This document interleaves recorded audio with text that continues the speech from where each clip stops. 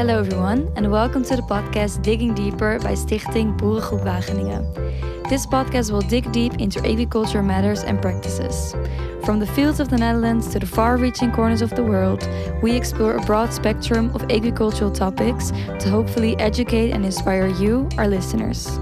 Our episodes will provide knowledge from both science and practice to explore every topic from multiple perspectives.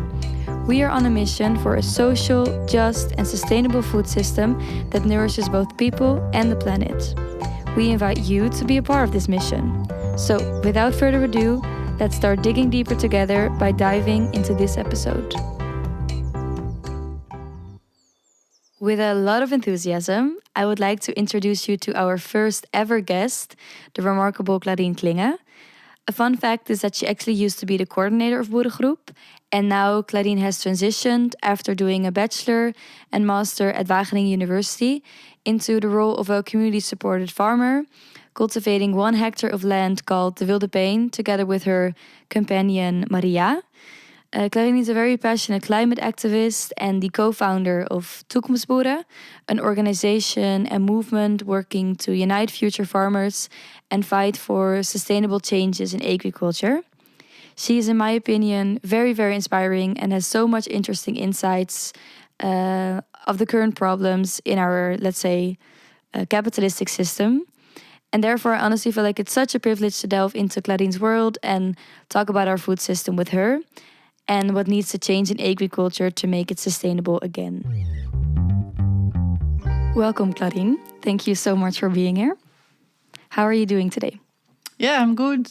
I've had some meetings, so I'm already warmed up a bit with the day, but I feel a bit cold. I was surprised it's going to freeze soon, I guess. Yeah, but I'm good. Yeah, thanks. I'm happy to hear that. Yeah, indeed, it's November while we're recording this, so fall is here, winter is coming. And I was wondering what that means for you and for your work at the Wilde Peen. Yeah, thank you for that question. It's really an emotional time, autumn, for me. Normally, every autumn, I'm a bit sad, maybe, or I have mood swings. Normally, every autumn, because in summer, my task in life is to take care of vegetables and the people that harvest. It's a very clear task, and we succeed in this, so I can do it.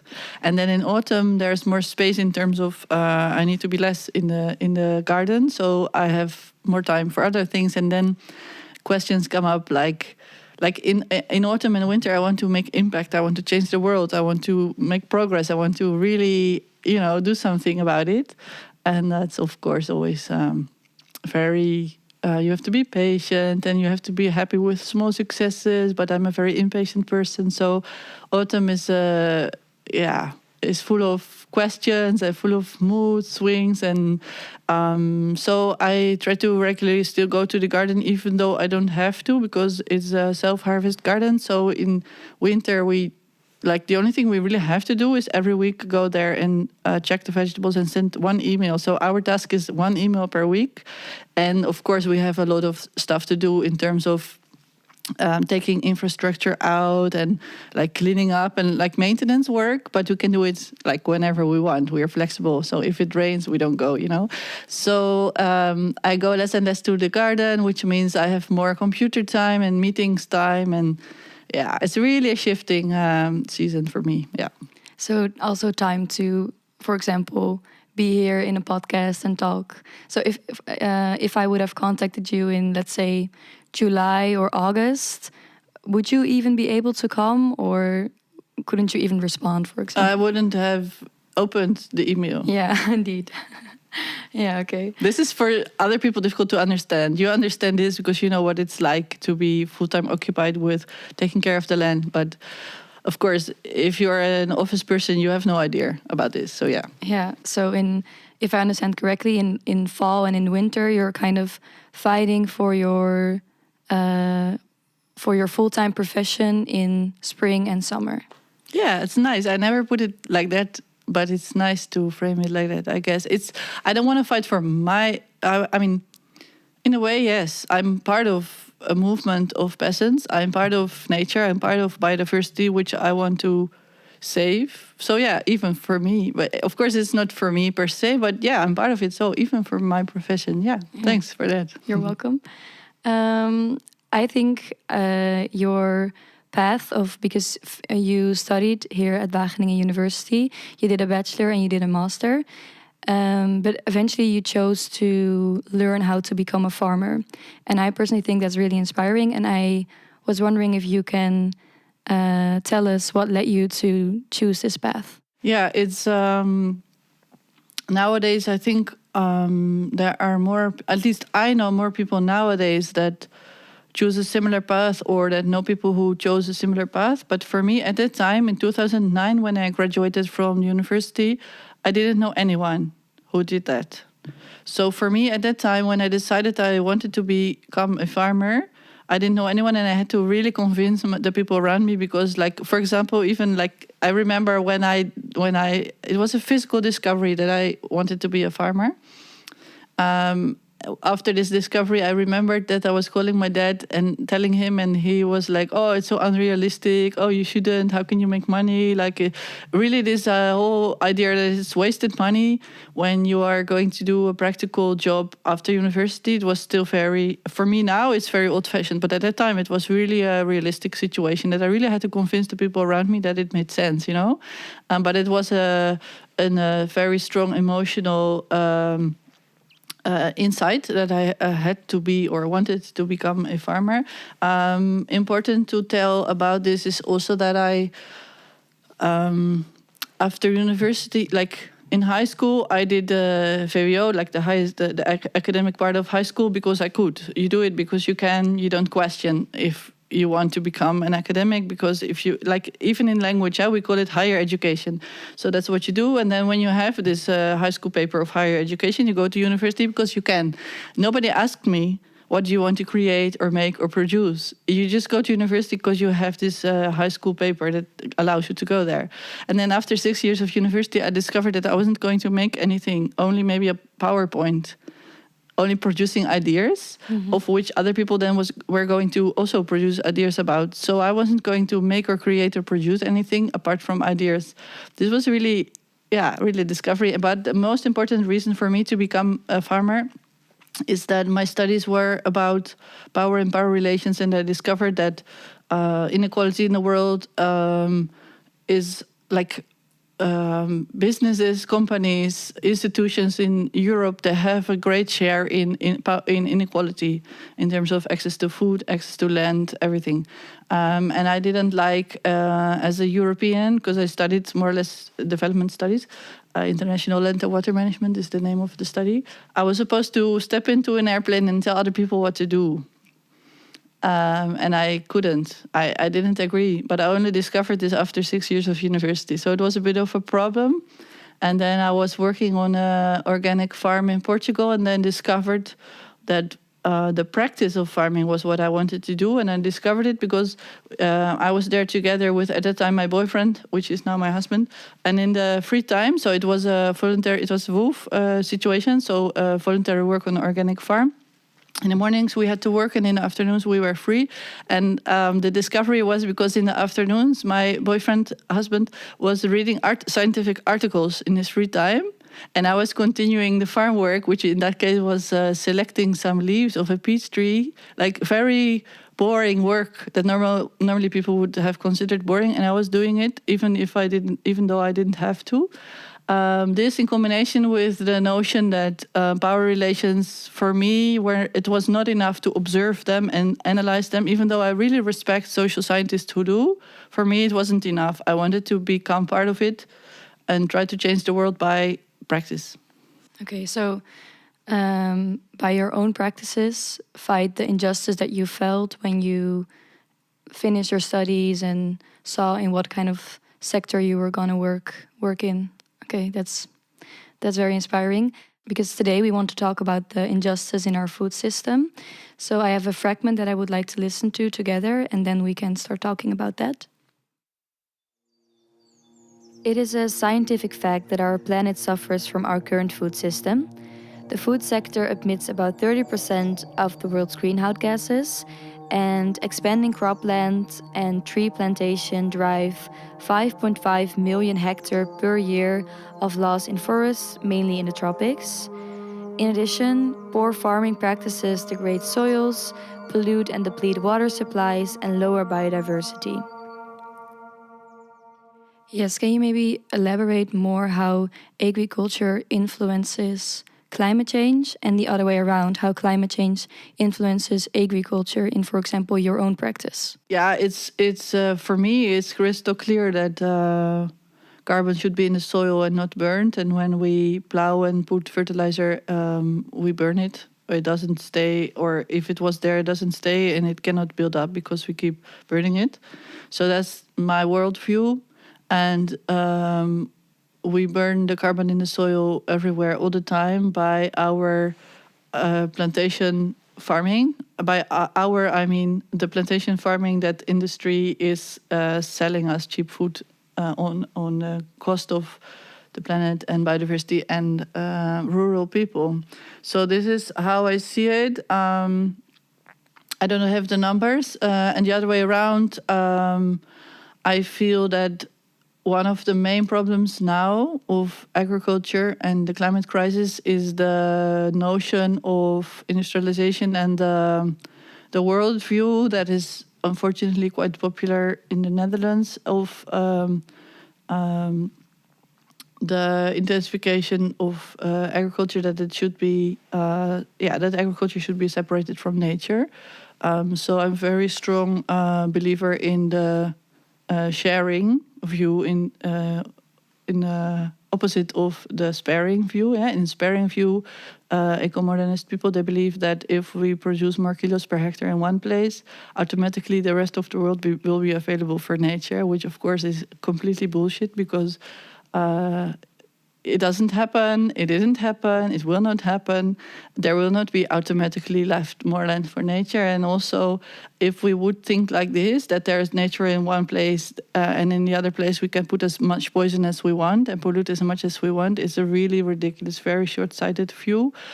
So I'm a believer of the opposite view, where we can sequester carbon and produce food in the same places and make biodiversity flourish and make rural people flourish, because this is also a very important part that in my opinion, conventional agriculture and industrialization worldview is completely leaving out, ignoring, and sort of putting under a blanket, like the conventional farmers movement in the Netherlands, for example. They say they defend the agricultural sector, but it's not about the people. So it's very confusing message there, because I also want to defend the agricultural sector, but I think of people working happily in the countryside. And their solution is so opposite of mine, because their solution is a vivid economic agricultural sector, which means that farmers go bankrupt, 12 farmers every week in the Netherlands alone.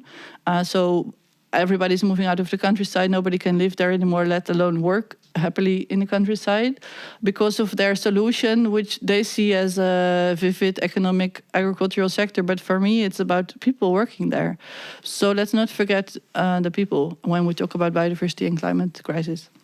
Yes, and this separation of agriculture and nature, what you sketched, what do you think led us to that way of thinking about it, about agriculture, that it's not necessarily a part of nature?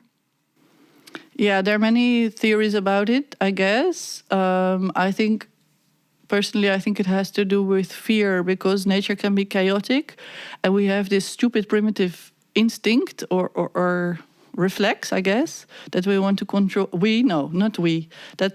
Some people, mainly a male dominant patriarch exploitative system of thinking, has this reflex to want to control and dominate something that they cannot understand. This is how I see it. I think when we see nature as chaos, we don't understand, so we are afraid. And of some people, the reflex is to try to first kill everything, burn everything, and then plant something in rows so that they can understand it. Oh, I have to learn to talk about them instead of we. I keep saying we because I identify as a European. Yeah. As part of an industrial system. I also sometimes buy some food from supermarkets, so I say we, but I shouldn't because it's not me thinking like that. It's them. So the old-fashioned, exploitative, dominant paradigm is exploiting nature because they're afraid of chaos. This is my image of it. But of course, there are many more things to say about it. And of course, when we talk about Europe and food production, of course, there was a logic behind the Mansholt model where they say we have to produce more kilos per hectare to make it cheaper for the people. It made completely sense after Second World War. Let's not forget that. But it's a different time now, and we have to look at what we need now. We are in the middle of the climate crisis, and we are losing biodiversity. So that's should be the main focus now. And the kilos per hectare of one crop only is really old-fashioned. It's really from another time, this thinking. Yes, and indeed, Mansholt, you just mentioned it. It was he had these policies of going like bigger scale, more industrializing in 1971, and that's also when Boerengroep actually was founded, because there were a lot of protests in Brussels from farmers because they were struggling, and well, farmers, they were halved, I think, so a lot like more big farms and away with the smaller farms. What I also wanted to ask is, you're really talking about we and them, so kind of this segregation. Let's say, I know it's not that black and white, but just for the sake of this question, we talk about alternative farmers like you that take biodiversity into account and the community and the social justice, and more the monocultures and the industrial farms. They are also farmers, and people say farmers are struggling right now. Can you maybe say what these struggles are, and if there are struggles that both groups are dealing with, and if there's a struggle, for example, that you are dealing with that the big farmer, let's say big farmer, is not dealing with? Yeah, so there are really similarities between people like me who did not inherit the farm from their parents, new farmers, new entrants, new peasants, agroecological farmers. The similarities with us and, let's say, an average conventional farmer in the Netherlands, which for other countries, like every country has a different farming context. And for example, if you look from a Brazilian perspective, Dutch farmers are all small-scale family farmers. So the 20 to 50 hectares of average farm size of the Netherlands is, in other countries, it's a small farm. It really depends. So let's say an sort of normal average farm, let's say dairy farmer, 80 cows, 40 hectares in owning, and let's say 20 or 50 in lease, for example. The similarity between us and them in this example is the access to land. So I believe that almost anyone really wants to invest in soil and in the community and in the long term and in the sustainability. I really don't see conventional farmers as deliberately polluting or destroying their land. I think this is what some people do because they have to, or what they do because they don't see other options. And one of the concrete similarities between a farm that I just sketched and let's say our agroecological movement is the tenant law in the Netherlands. So the whole system is really organized around short-term contracts. So this is the liberal tenant law. Yeah, maybe, I don't know how technical we have to go today, but the whole system is organized so that short-term contracts are stimulated. And for anyone, this is devastating for soil life and sustainability of the farm and for everything. So this is a big similarity. A big difference when we together, for example, when we work together with NIEK, which is the Conventional Farmers Young Association, the other way around, but anyway, the conventional farmers, young people. When we work together with them, which is always nice, we are friends with them. It's really fine. It's really, they're nice people. They tell each other, they tell their members, if you want to be a farmer in the Netherlands in 2023 or 24, you have to be able to deal with the negative, shit you will get to deal with that comes from the city or society. People don't like you. You have to be able to deal with this if you want to be a farmer. In our case, it's the other way around. So we get all the time, we get compliments. People love what we do. Oh, it's so nice. It's amazing. It's so cute. But we still don't have access to land. We still don't have enough money to start. We still don't have the right prices to be able to make a living in farming. So it's really a fascinating time in that sense, that people really want us to farm, but still the institutions are really unfavorable to us. Yeah, so what I'm hearing in what you say, you both have struggles because of certain policies. Right now, we are in the election period in the Netherlands, and that made me also wonder what if you were the Minister of Agriculture? I'm not sure if you would want to be, but what if? What were things that you would focus on to change agriculture in the Netherlands, but also worldwide for the better? What is your vision on that? Yeah, so one of the very clear problems that I face now, of course, I can be unrealistic, right? In answering this question. Yeah. You can just because the first trouble that I see is I would have to deal with industry being at my table, because I know that the minister, they are all the time at the table with Agrifirm, Nutreco, Agrifirm, Campina, all those guys, Kosun.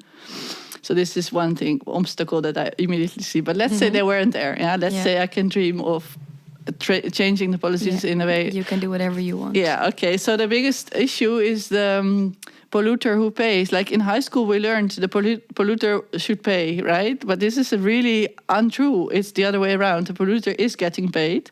So this is the first and the most important thing to change. So we as agroecological farmers, we produce clean drinking water. We produce biodiversity. We sequester carbon in the soil. We make biodiversity flourish. So we shouldn't suffer from the system. We should be encouraged by the system. And I'm sure that almost all conventional farmers would be happy to join this journey as soon as the institutions are in favor of that.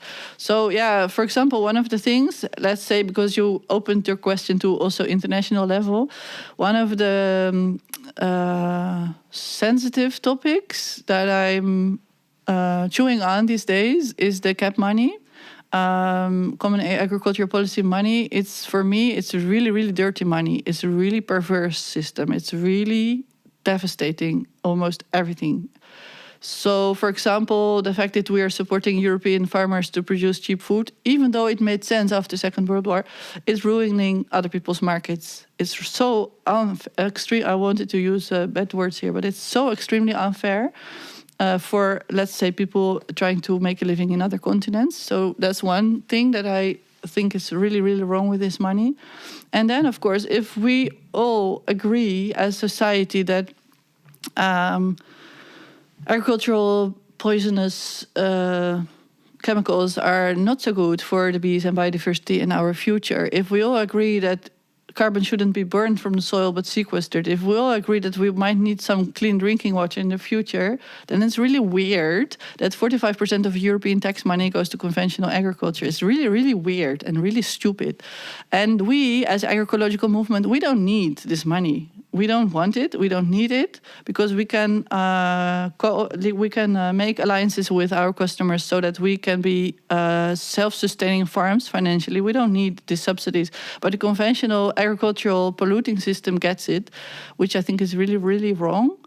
And before we talked already about land and the sharing and sparing sort of dichotomy. So I think we should reorganize. And there I would, as a minister, I would have asked some people to help me thinking a bit. We would change the meaning of like in the Netherlands, we have spatial zoning labels, let's say. Some parts of the land are agriculture, and even within that you have specific types of agriculture, and also with nature. You have specific targets of nature, like spatial zoning. It's really rigid system, administrative system, to which you really have to comply as a landowner. There I would make radical changes so that we can have many people happily living and happily working in the countryside, and where food production comes together with biodiversity. If I summarize, you say if we lose this fear of that we have too little food, or that we realize that we are part of nature and that we should not only use it and not give anything back, and more freedom in the way we use land and how we see different kind of landscapes, that would solve everything. Or maybe that's too big, but that would be already something to change agriculture for the better.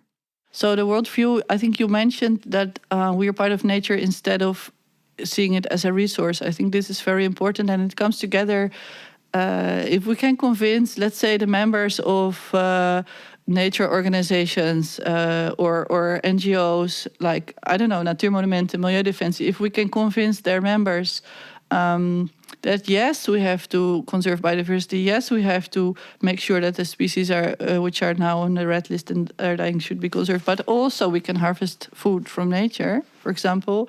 This is the exploiting view that should be different. So yeah, I agree. So the fear of no food, like the origin of the industrial model of producing monoculture, cheap, poisoned food, comes from the fear after Second World War of food security. But this is sort of maintained by the agro-industry. This fear is fed actively, even also by Wageningen University, because it gives a license to produce for conventional science, conventional industrial, agricultural, exploitative monopoly multinational model.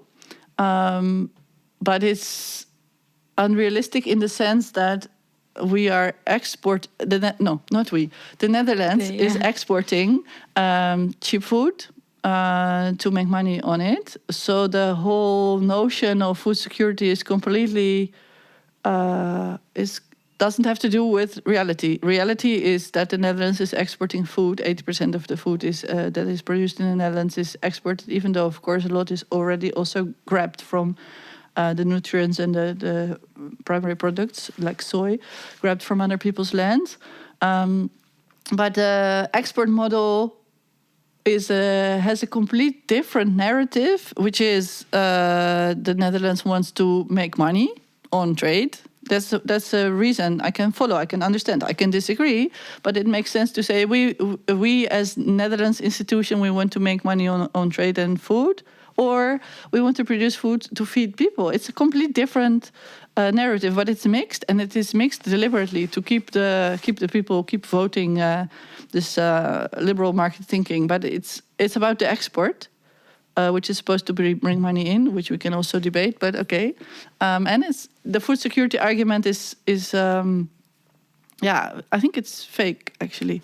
So yeah, indeed, we should move away from the fear of not having enough cheap food to eat, even though it's good to also look at the vulnerability, of course, like the war in Ukraine showed that there's a lot of vulnerability. But then, again, mainly to powerful players, the vulnerability is. So we shouldn't forget food security after all, but we should re-look at it, I think. And I think that's one of the differences that I see in the Netherlands compared to, for example, France. Just to mention a country, is that the Netherlands looks at food as a commodity. And in other countries, it's more likely that more people understand that it should be a human right. For example, in France, like food is culture more in France, I think, than in the Netherlands. Yeah, so why? I keep wondering. But yes, in the Netherlands, somehow people try to really believe in this commodity view, and that's really problematic. Yeah, and something that I would like to touch up on what you said is I study plant science in Wageningen, And the question, can we feed the world with organic farming? And what is sustainable if you need, for example, more land to get the same amount of food if you use a organic method? Is that then sustainable if you can also get the same amount of food on 1 hectare, for example? We are really thought to think that way, and I think then because of that, it's super hard to shift away or move away from that mindset. And what I was wondering, because you're with Toekomstboeren, you're in contact with a lot of farmers that are more alternative and already have that mindset shift. Do you feel like more people are like want a more a sustainable and alternative approach to agriculture? Is something changing in, for example, the Netherlands? I hope so. Yeah, so what I see, I don't know how realistic it is or how big it is, but this is something that keeps me, that I'm chewing on these days, is the image that the organic movement, which exists for several decennia already, the past decennia, they tried to reply in the same narrative as conventional. So conventional says we have to feed the world and they talk about kilos per hectare, and then organic replies in the same frame. And I think it's time now, and there I do see hope. I don't see the real strong evidence in terms of numbers yet, but I do see a lot of hope. I do believe really in our movement, that we are starting to understand that the narrative is wrong, like that the frame is wrong. So we shouldn't reply in kilos per hectare. We shouldn't reply in euros. We should reply in what's valuable to us. And this is something that really appeals to consumers, the people in the city, and eventually also to policymakers. So we agroecological farmers, we farm because we want to allow biodiversity to flourish. We want to farm because we want to think working outdoors is more healthy than indoors. We farm because we like it. We farm because we feel like we have to. And then there comes some food out of it. And then, yes, we also need to pay our rent. So let's see together with our consumers how we can make sure that this work, this valuable work that we all feel is necessary and worth doing, of taking care of biodiversity, is made possible financially. Like, it's a completely different order of priorities. And this is something that I feel that the agroecological movement is almost able to express, but we have to learn a lot there. We have to learn a lot there, I think, in terms of rhetoric. So I would invite all my colleagues, but also you guys, students, if you're listening, to think of what frame am I using, or what frame are other people putting on me? So because me as a female agroecological new entrant peasant, I get all the time this question: can you feed the world? Can you feed the people? How many kilos? How many hectares? How many euros? To really be aware, like, do I want to answer this question, or do I have other priorities that I want? And how can I share those? Because those are way more important. Sequestering carbon, producing clean drinking water is way more important than euros. I read something and I found it super interesting that so when we see, for example, the yield of a hectare, we quantify it. So, for example, I always try to buy everything organic and local. But of course, my friends tell me, oh, that's way too expensive. Because sometimes, it is for my wallet, it is expensive. But if you think about the price that nature and our planet has to pay for the cheap zucchini, in comparison to the fair produced zucchini from your garden, that's you actually, the planet gains something from the organic zucchini that grows in your garden, and the one that I buy in a supermarket, it suffers from it. So that's just a really different way of thinking about how you pay and where you pay for. For the follow-up question, like, we already talked about politics, what should change, and so agriculture can change for the better. But people that are listening, everyone is a consumer. What can they do to support your movement or the movement of alternative farmers that want to change for the better and want to fight for biodiversity and for soil health, etc.? Yeah, so I'm a very strong believer in community-supported agriculture because it's an anti-capitalistic model where producers and consumers make an agreement on how they want to organize agriculture. Nobody else is making money on my work. It's just the consumers and me and Maria in our case, who organize the money, the work, the vegetables. It's up to us. No institution checks upon us. No institution can ask us to deliver data to them as a condition for the money. No. There's just the condition for us receiving money for our work hours is that the consumers understand what we are doing, and we are happy to share this, and they're happy to learn about it. So this is, for me, like the most important thing for anyone, anywhere. Engage in agricultural producers, I would say. Not only modes of production, also, of course, poison-free food is always better than poisoned food, but also in people working the land. And so, yeah, depending on your privilege and where you live, it's also nice to see if you can maybe support the land initiatives that are popping up everywhere around us now that really want to reorganize land ownership. This is really something also where, let's say, random rich people in the city can really have a very positive impact by putting some money in the alternative forms of land ownership. But anyone, any consumer, anywhere should engage in a form of agriculture that is connecting producers and consumers. And what comes out of it, you will see. It can take many forms, but this is really a very low access way to contribute to a better system, but also to feel valuable as a consumer. You will know that you can contribute. You will feel useful. You will be thanked by the system, the butterflies and the zucchini, So this is something to really try to do, and it can take many forms. So in the Netherlands, we have the CSA network with a map with the CSA, community-supported agricultural initiatives in the Netherlands. But at European level, there's urgency with an I.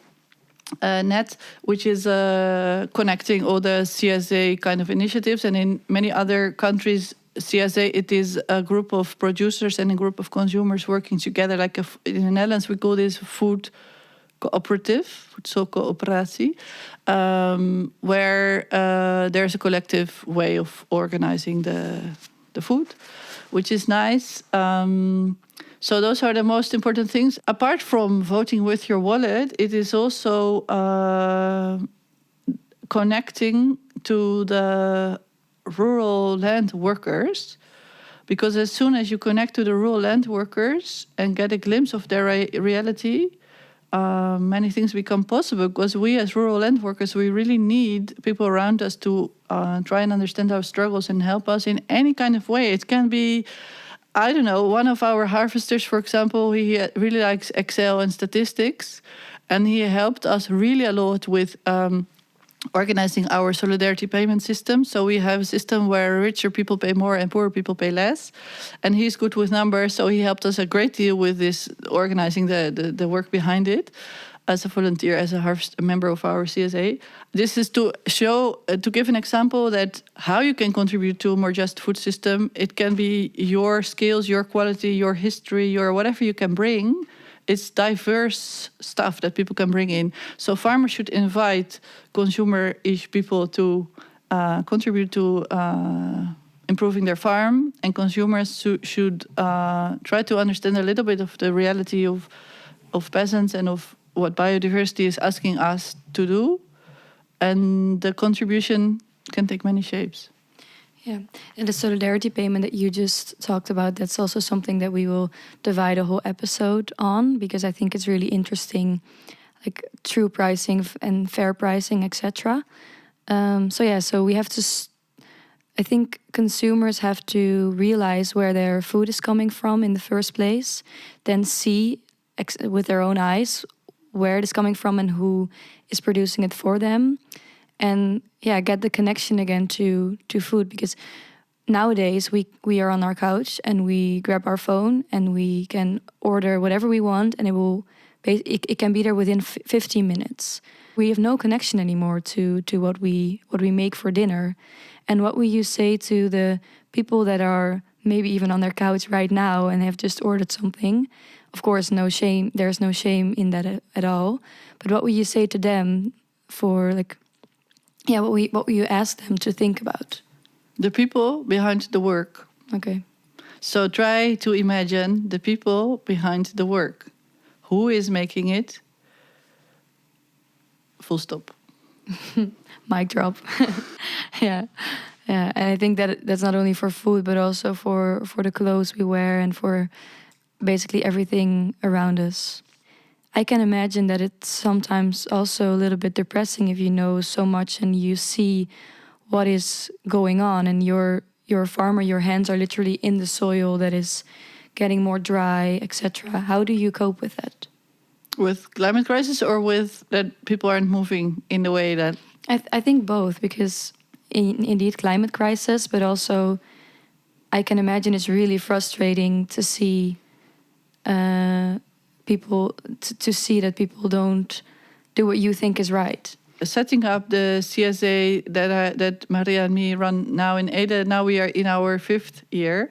So setting it up, organizing the water and everything, infrastructure, but also the people, it took us some years, and getting to know each other, how we work together. Like let's say more or less 3 or 4 years, it was sort of starting up time.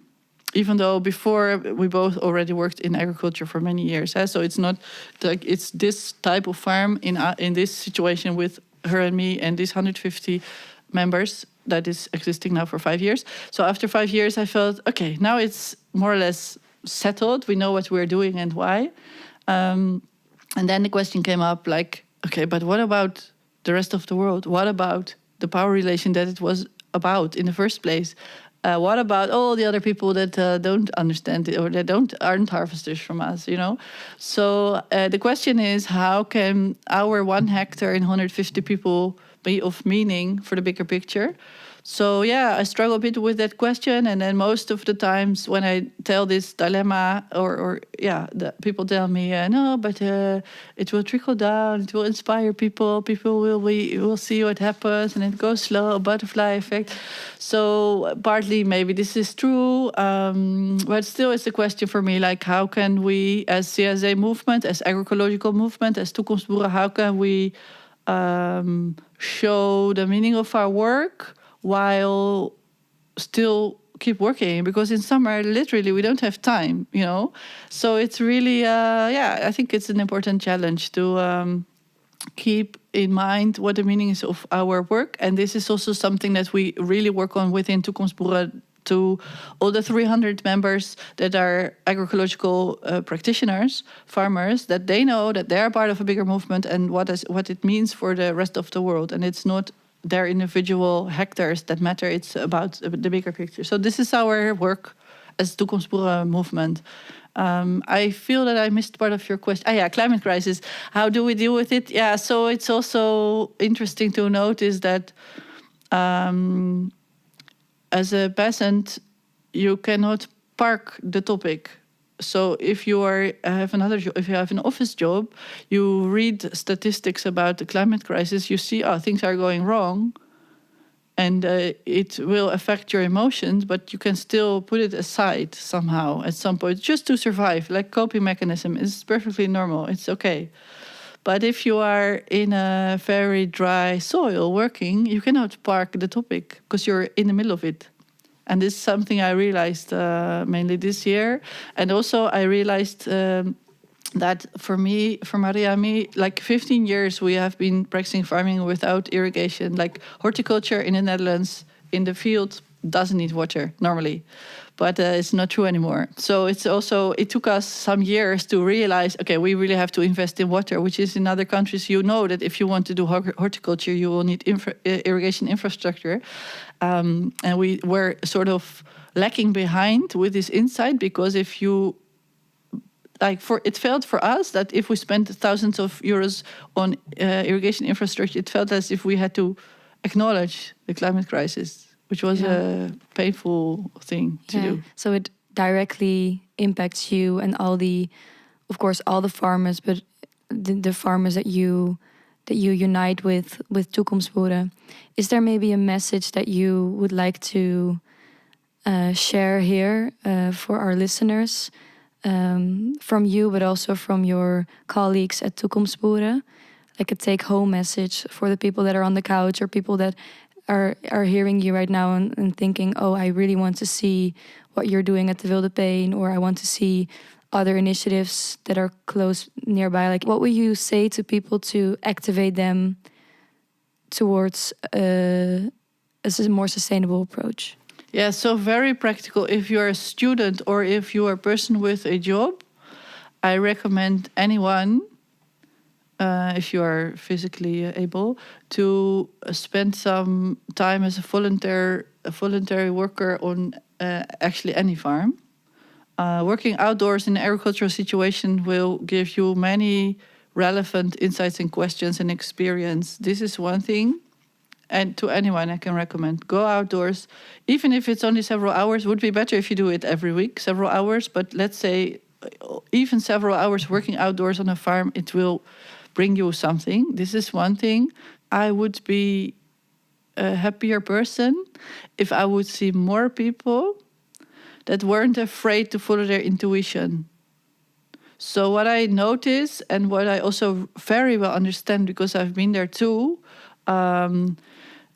society tends to value money more than other values, which is it's just what it is. It's okay.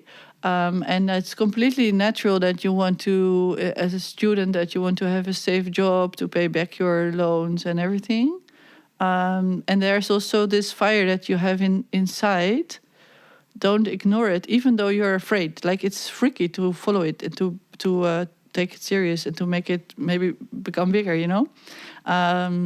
So yeah, a very practical solution is to make sure that your rent is being paid in a part-time job so that the rest of the week you can really do what you want. To start with, and then maybe later, who knows what will come out of it. So this is one thing that's really important to me. And yeah, so concrete, yeah, I hope that you guys from Boerengroep will share some links. So CSA is something to look at, Toekomstboeren is something to look at, but the most important is agroecology. So agroecology is a worldwide movement for biodiversity, for the people behind the work, for also the spiritual meaning of food production. It's not only about, or it's not about commodity, it's not only about kilos, it's about much more to all of us. And there are, of course, different forms to express this or to experience this. Agroecology is really something to look at, and it's a worldwide movement. So this is also nice to look at other countries, how it is practiced and organized. Yeah, so I think follow your intuition would be my take-home message, and go outdoors and work on farms. Beautiful. Thank you so much. Yeah, connect to food, connect to nature, connect to intuition. We for sure will leave all the details of the movements and organizations that you just mentioned in the subtitles. And I just want to thank you for following your intuition and like fighting for a just food system that we definitely need for a healthy future. So thank you so much for your time. I feel very grateful that I could talk to you. Nice, thank you. Thank you so much for making it to the end of the episode. In the description, you can find details of the Wilde Peen, Toekomstboeren, CSA farms, etc. Also, don't forget to check out Boerengroep on social media. We are on Instagram, Facebook, and LinkedIn. And you can also check our website if you like. If you are interested in joining Stichting Boerengroep, feel free to come to one of our open meetings every other Tuesday or to one of our informal breaks every other Thursday, where we chat and enjoy drinks together. We are also looking for people that want to join the podcast crew. So if you're interested, feel free to send an email to podcast_diggingdeeper@outlook.com. Thanks again for listening, and I wish you an amazing day.